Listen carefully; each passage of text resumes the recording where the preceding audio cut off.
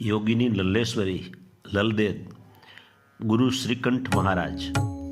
योगिनी लल्लेश्वरी का जन्म संवत 1386 ईस्वी सन 1320 में श्रीनगर कश्मीर पामपोर के पास सिमपोर में एक ब्राह्मण परिवार में हुआ था।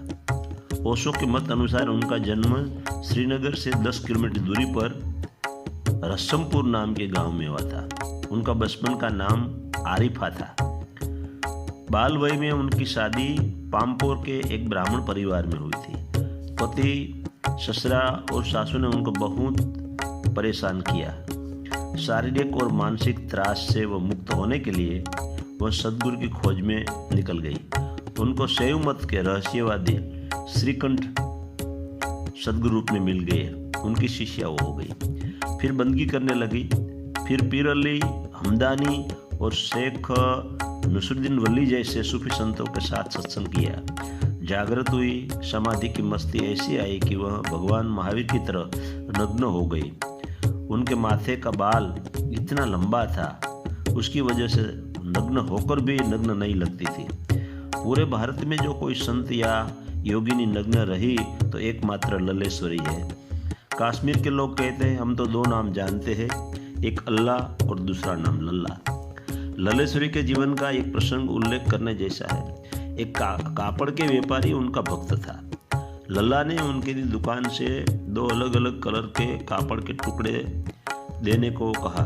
दुकानदार भक्त ने बड़े प्यार से 2 अलग अलग कलर के कापड़ के टुकड़े उनको दिए।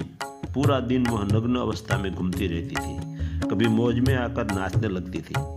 कई ऋषाणु और कामुक लोग उनको गालियां देते, पागल कहते। तब वह काले कपड़े में गांठ बांध लेती थी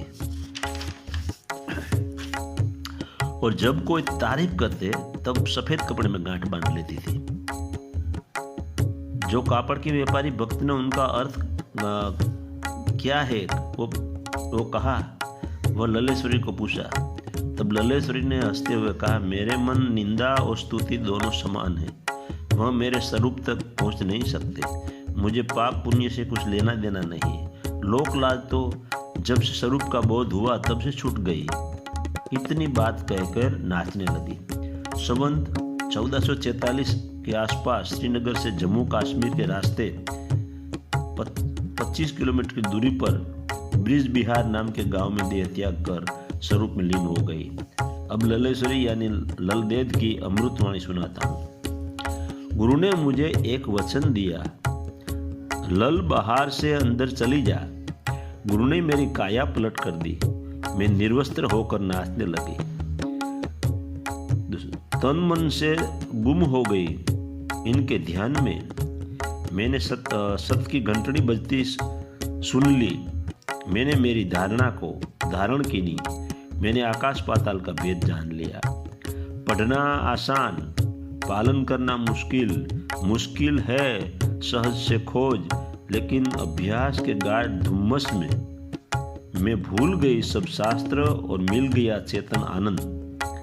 है चिंता तू जीव तेरी काया में। 5 बेल यानी 5 ज्ञानेंद्रिय को ज्ञान के दाने खिला। मिलेगा तुझे परम पद। अन्य क्रियाकांड से कुछ लाभ होने वाला नहीं है। देव पत्थर के देवड़ भी पत्थर के, देव पत्थर के देवड़ भी पत्थर के, ऊपर नीचे दोनों जड़ है पंडित तुम दोनों में से किसकी पूजा करते हो? तुझे कहती हूँ तेरे मन और प्राण को ध्यान से एक कर दे। शून्य को एक असीम पट पार कियो। तब लल्ला को न बुद्धि रही न होश। तब सहज का भेद पामी। मैं कादव में खिले कमल जैसी हो गई।